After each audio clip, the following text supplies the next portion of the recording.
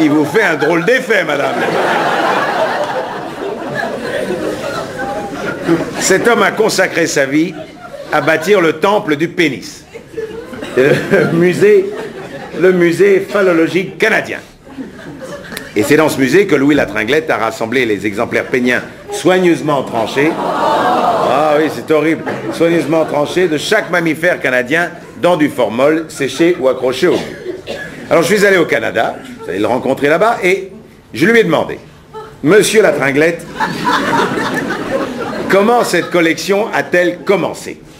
Voici ce qu'il m'a répondu, c'est le compte-rendu de notre entretien. Alors, il me dit, ça a commencé tout petit, là. Quand on abattait un taureau à la ferme, je récupérais toujours son pénis pour le sécher puis en faire un fouet. Un fouet? Oui, un fouet. Plus tard, j'ai été nommé principal dans le collège d'Amtéport. À la conserverie de baleines, ils étaient au courant de mon intérêt pour la chose. Du coup, ils m'ont ramené plein de pénis de baleines. Je savais plus où les mettre, calice. Du coup, j'ai loué un local, et je me suis dit qu'il pourrait être intéressant de recueillir cette partie de l'anatomie sur toutes les espèces mammifères vivantes du Canada. Je lui dis uniquement du Canada? Ben oui, c'est grand le Canada. Et puis collectionner les pénis de tous les mammifères du monde, c'est pas possible. On m'aurait pris pour un dingue. Je vends aussi des moulages et puis des petits souvenirs.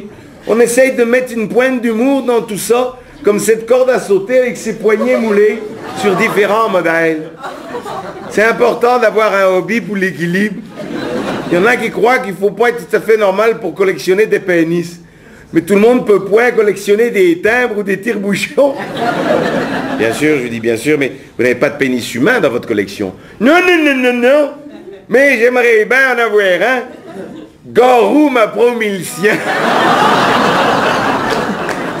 Et ce mec est principal dans un lycée. Les Canadiens confient leurs mômes à des détraqués pareils. En tout cas, si vous allez en vacances au Canada, faites gaffe, il rôde. Ah oui. Alors, vous avez tous reconnu la coupe des organes génitaux masculins, avec ici le canal épididymaire, qui se transforme en canal déférent pour aboutir dans l'urètre de la Vierge.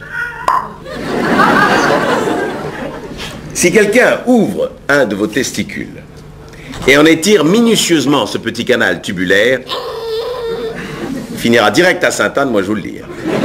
Et c'est précisément ce que Jeffrey Dahmer, ici présent, dont l'intelligence inonde le visage, comme vous voyez. C'est ce que Jeffrey Dahmer, le cannibale de Milwaukee, a découvert à ses dépens.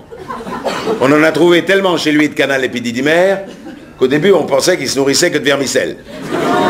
Une sorte de Don Patillot à l'américaine, si vous voulez. Il a été incarcéré, on ne le reverra plus, Dieu merci. Mais